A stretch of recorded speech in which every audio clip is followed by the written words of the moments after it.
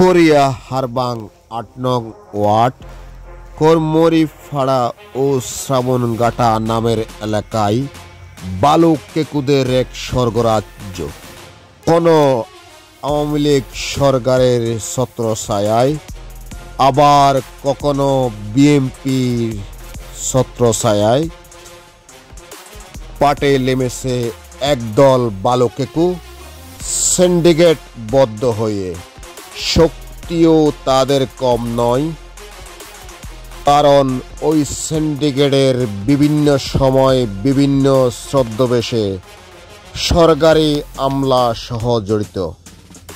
চলুন আনোয়ার হোসেন নামের সেই বালু কেকুর চিত্রটি আপনাদেরকে দেখাবো।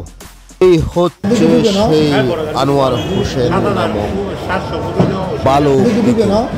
তার ছোট ভাই চাকরি করেন জাকের হোসেন উপজেলা অফিসে।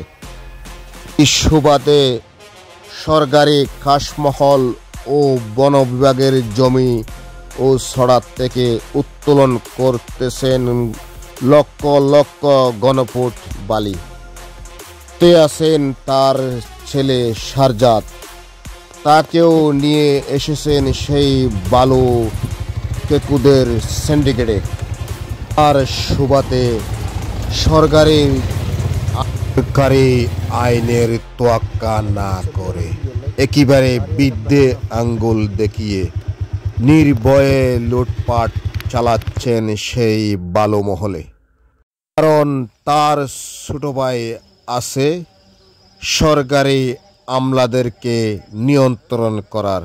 পরিচয় তার একটাই, তার ভাই চাকরি করেন উপজেলা অফিসে। সাংবাদিক কিংবা জনগণ মুখ খুললেই দেন উল্টো মামলার হুমকি।